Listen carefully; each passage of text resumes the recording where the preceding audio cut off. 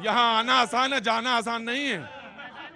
हाँ तो नहीं, मैदान में तो तुम आए घर का पैसा फूक दोगे तभी मानोगे। क्या नाम है आपका? आपका फैन है इसीलिए हो रहा आय, है। आय, आय, आय। क्या नाम क्या है? एडवोकेट प्रेमचंद उर्फ क्रांति निषाद मऊ। अरे जो पिताजी रखे नाम वही बताओ पूरा।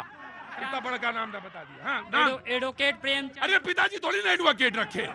प्रेमचंद। प्रेमचंद। आए हाय। क्रांति निषाद। हैं? क्रांति इसी डिग्री कॉलेज का अध्यक्ष। प्रेमचंद क्रांति निषाद। मेरा नाम पूरा नाम है एडवोकेट प्रेमचंद उर्फ क्रांति निषाद।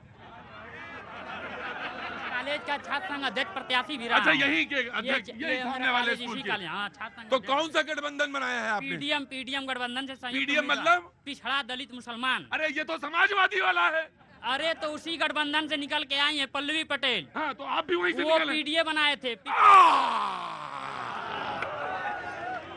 40 सेकंड पहले समाजवादी पार्टी के, आपको 40 सेकंड देता हूं, अपनी बातचीत के सिलसिले को आगे बढ़ाइए। आप क्या कहना चाहते हैं जनता के बीच में? पहले 40 second Samajwadi party. Bharatiya Janata party की 10 सालों की सरकार में हर वर्ग परेशान है। नौजवानों के पास नौकरी नहीं है, भ्रष्टाचार इतना फैला हुआ है कि लेखपाल से लेकर तहसीलदार तक सब घूसखोरी की लिप्त में है। आप देख रहे हैं सारे नौजवान बेरोजगार, मैं पीएचडी किया हुआ नौजवान बेरोजगार हूं, आपके सामने खड़ा हूं। हमारी पार्टी से यहाँ राजू राय साहब चुनाव लड़ रहे हैं और राजू राय साहब के साथ पूरा जनमानस है। यहाँ तक कि सपा के साथ साथ भाजपा के लोग भी हैं। सपा के साथ भाजपा के भी लोग हैं। सपा के साथ भाजपा के लोग जी, क्योंकि ये लोग चाहते हैं कि योगी जी और मोदी जी का बदला लेना है। यहाँ जो प्रत्याशी लड़ रहे हैं भाजपा के, कुछ दिन पहले वो गाली दे रहे थे, कुछ दिन पहले वो योगी जी को और मोदी जी को गाली दे रहे थे।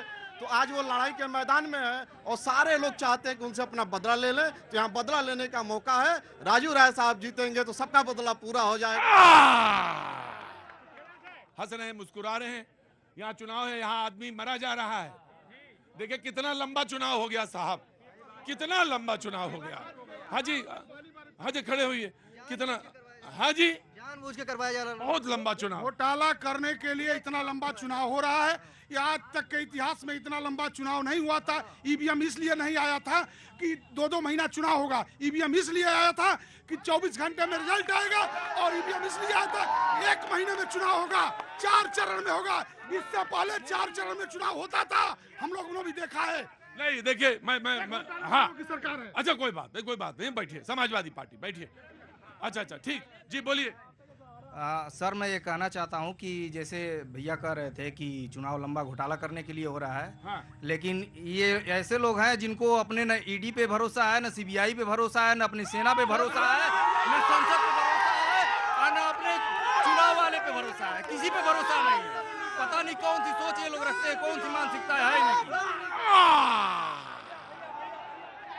तो यकीन मानिए बहुत बढ़िया शो चल रहा। जी जनाब आली जी। मैं कहना ये चाहता हूँ कि ये जो गठबंधन हुआ, ठगबंधन हुआ है, वो इसलिए कि छोटी छोटी बहुत सी पार्टियां थी, इसको छोड़ा गया है। और कौन सा गठबंधन? ये पीडीए जो हुआ है। अच्छा ये जो पीडीए वाले उधर खड़े हैं, क्रांति दल। हाँ पीडीए सपा और कांग्रेस वाला। अच्छा सपा कांग्रेस वाला। अल्लाह, अरे अंदर आओ। सलाउद्दीन साहब नाराज क्यों है इतना? नाराज इसलिए हैं कि कोई मुसलमान के लिए कोई वादा नहीं है, कोई संकल्प पत्र में। अरे समाजवादी बात तो कह रही सर। एक भी वादा नहीं मुसलमान के लिए नहीं है। कोई भी मुसलमान के लिए सुरक्षा व्यवस्था के लिए कुछ भी नहीं है। कांग्रेस एक भी नहीं, किसी ने कोई वादा नहीं किया।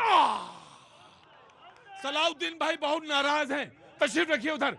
जी सलमान भाई। मैं ये कह रहा हूँ पीस पार्टी ने जो अभी इंडिया गठबंधन पे जो इल्जाम लगाया है, मैं उनको 1 मिनट में पानी कर दूंगा। इसलिए कि बीजेपी की प्रीति महापात्रा आज के 4 या 5 साल पहले राज्यसभा जा रही थी, पीस पार्टी के सारे विधायक उनको समर्थन किए थे। ये आप देख लीजिए, पूरी पीस पार्टी भाजपा के राज्यसभा को समर्थन किए थे, वो बिक चुके थे। जब वीडियो वायरल हो गई उसके बाद इन्होंने अपना बैक स्टेप लिया। कोई बात नहीं सलमान भाई। अरे ये कोई जवाबी कव्वाली थोड़ी ना है। आपने अपनी बात कह दी, सलमान भाई तो अपने ही है ना, इनका डीएनए हमारा डीएनए एक ही है। तो हाँ इसमें कोई फर्क नहीं है। अरे बढ़िया बात कही ना, तो निकल के आगे आओ।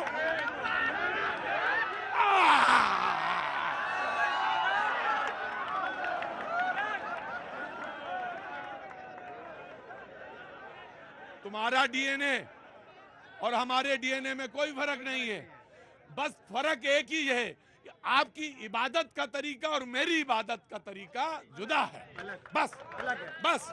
और इसके जगह जाना है, एक ही जगह। अच्छा एक काम करो, तुम देख के आओ, मैं बताओ आगे कैसी जगह। अच्छा एक बात बताएं, नहीं एक बात बताएं, तुम देख के आओ, हूरे हैं वहां की नहीं है? बिल्कुल है। चाचा मुद्दे की बात, मेरे पास आओ, बताइए क्या कहना है आपको? मुझको ये कहना है हाँ। कि दाल खट्टी हो गई है। दाल खट्टी हो गई है। हाँ। कितना भी तड़का लगाओगे, राम मंदिर, हिंदू मुस्लिम, सीबीआई और जो है हिंदू मुसलमान, हलवाई, हाँ कुल कह दीजिए, लेकिन तड़का काम नहीं आने वाला है। दाल खट्टी। कहते हैं कि दाल खट्टी हो गई है। जी नमस्ते। जी नमस्ते। कैसे हैं आप? बढ़िया। अच्छा, क्या काम करते हैं साहब? जी हम यहाँ के सभासद हैं। अरे सभासद हैं? देखो मैंने पहचाना सही कि नेता टाइप आदमी लग रहे हैं मुझे। बोलिए साहब, क्या कहना चाहते हैं? देखिए यहाँ पे इन लोगों का जो मुद्दा जो चल रहा है, यहाँ पे 401 सीटें आने जा रही कह रहे हैं कि दाल खट्टी हो गई है। इन लोगों को अभी रोने का जो आएगा, क्या नाम है, 4 तारीख के बाद, कि कहेंगे ईवीएम में घपला हो गया है। यहाँ पे 401 पार करने जा रहे हैं और यहाँ पे माननीय मोदी जी का सरकार बनने जा रहा है और ईवीएम का रोना रोएंगे ये लोग, ईवीएम का रोना रोएंगे। अगले 40 सेकेंड कांग्रेस के। जो इधर 10 वर्षों से बीजेपी की सरकार है जी, वो नफरत के माहौल में जो ये सरकार चला रहे थे, न तो नौकरी दी, महंगाई पे कहीं रोक नहीं। आपको सबसे बड़ी बात है कि वैक्सीन पे इन्होंने जो है बॉन्ड लेकर, पैसे लेकर, घूस लेकर, ये हमारे वैक्सीन के लिए जो प्रचार करते थे वो आपने सभी लोगों ने लगवाया होगा, हमने भी लगवाया। लेकिन इसके बावजूद जो है आज उनके सर्टिफिकेट से फोटो मोदी जी के क्यों गायब हो गए? कारण साफ है कि कहीं न कहीं वैक्सीन गलत है। सीधी बात ये भी है कि आने वाला जो उन्होंने भाइयों ने कहा कि 401, आने वाला 1 तारीख इलेक्शन के बाद जो आप 400 का नारा लगा रहे हैं, 4 तारीख को इनको तड़ीपार होना पड़ेगा, ये निश्चित है, और ये तड़ीपार होकर भागेंगे। इसमें और भी है, मेरे राहुल गांधी जी ने वादा किया है, अगर मेरी सरकार आती है तो मैं 30 लाख बच्चों को नौकरी नवंबर तक देंगे। हम बीए पास लड़कों को भी, जो बीए पास लड़के हैं, उनको जो है पढ़ने के बाद अप्रेंटिस करते हैं, 8,500 रुपये यानी ईयरली हम 1 लाख रुपया देंगे। महिलाओं को 1 लाख रुपया देंगे। हाँ जी बोलिए, आपका मुद्दा तो अब कुछ रह ही नहीं गया है। मोदी ने तो मुद्दा विहीन कर दिया अपोजिशन वालों को। अच्छा कोई मुद्दा ही नहीं रह गया। कोई मुद्दा ही नहीं रह गया। तो कौन आ रहा है? जो ढंग का पढ़ा लिखा नौजवान है उसको सर्विस भी मिल रहा है, ये भी नहीं है कि ना मिले।